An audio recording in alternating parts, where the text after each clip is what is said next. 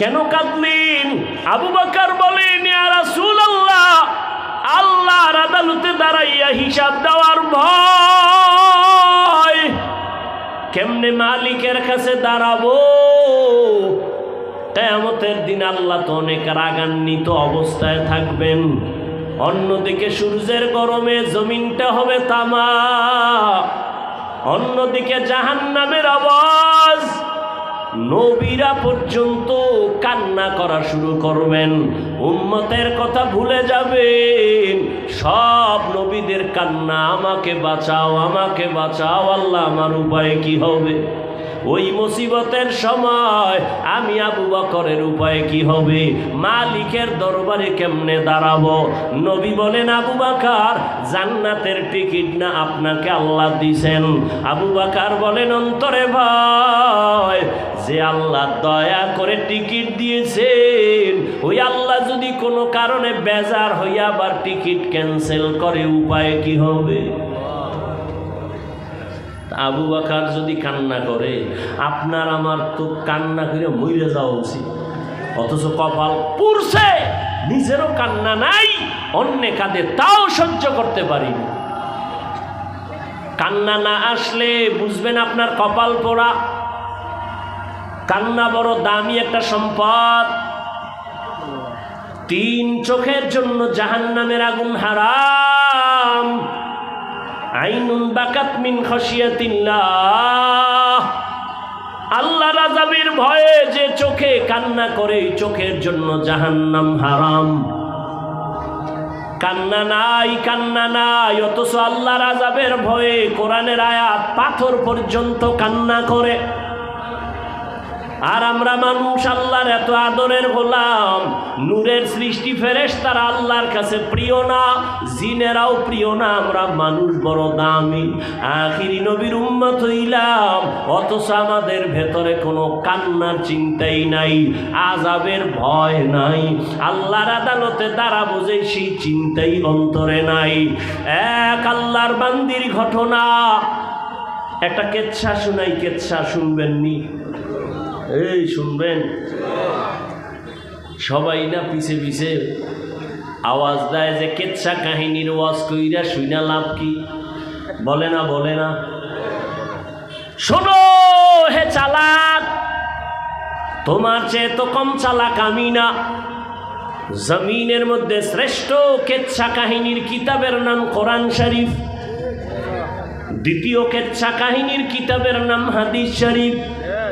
তুমি কি জানো? আউযুবিল্লাহ পারো না? বয়ে বয়া খালি ভুল ধরো, আলেম এইটা খারাপ, ওটা খারাপ। এই ভালো করে মুখস্থ করো। ভুল করার ইখতিয়ার আছে সবার, ভুল ধরার ইখতিয়ার সবার নাই। ভালো করে মুখস্থ করো।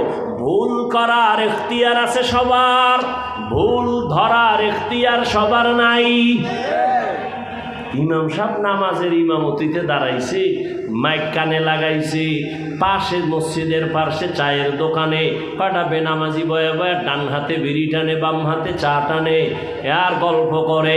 নামাজের ইমাম সাহেবকে রাত, মাইকের আওয়াজ চায়ের দোকানে আসতেছি। নামাজে ইমাম দাঁড়াইয়া, ভুল হতে পারে কি পারে না? আল্লাহর কুদরত, আলহামদুর মধ্যেই ভুল হয়ে গেছে। চায়ের দোকানের টাটকা বেনামাজি টের পাইয়া ফালাইছে। চায়ের কাপটা ফালায় কয়, একটু দেখি জানালা দিয়ে। আর একটা কি কয়, লোকমা দিব, লোকমা। কি দিবে? জানালা দিয়া। চায়ের দোকানের চাওয়ালা বেনামাজি জানালা দিয়া লোকমা দিতে গেছে। জানালা দিয়া তাকায় কয়, ইমাম সাহেব করলেন কি? মাসআলা জানা থাকলে বলেন, এই চায়ের দোকানের লোকমা এটা হালাল না হারাম? এটা লোকমা না, এই লোকমা দেওয়াও জায়েজ নাই, এর লোকমা ইমামকে নেওয়াও।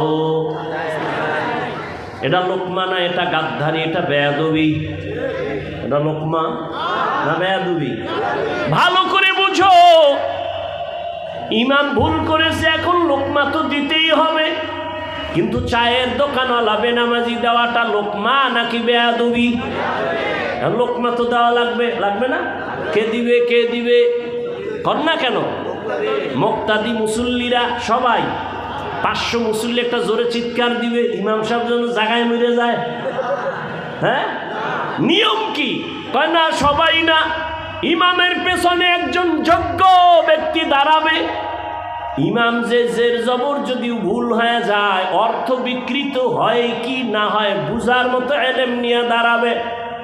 ইমাম 4 রাকাত নামাজে দাঁড়ায় মাঝখানে গিয়া যদি ঝামেলা হয়, ইমাম পেছনে আসলে বাকি নামাজ পেছনের যোগ্য ব্যক্তি গিয়া শেষ করবে। এমন একজন যোগ্য ব্যক্তি পেছনে দাঁড়াবে। কিন্তু কপাল খারাপ, আমগো মসজিদগুলোর পেছনে, ইমামের পেছনে সব টাটকা সমাজের বেনামাজি দাঁড়া কামানেওয়ালাগুলো দাঁড়ায়। কেন কেন? সভাপতি, সেক্রেটারি, ঠিক নি?